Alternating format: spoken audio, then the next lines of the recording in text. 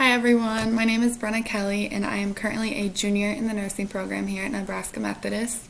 I will be starting Nursing 340 in the fall and I am more than excited to get back into the routine of school. I'm from Omaha, Nebraska and I went to Miller North High School. Some of my favorite hobbies include hanging out with friends, going on walks with my family, and then relaxing outside whenever I have downtime. I have two older brothers, one who just got married in Jamaica before the COVID hit, and then the other is in the Marine Corps, and then I have a younger sister, and then a dog named Cash.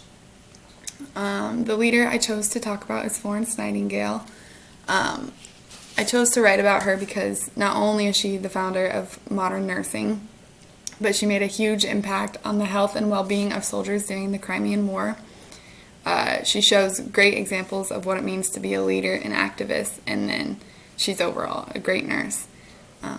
So yeah, that's what I chose to talk about.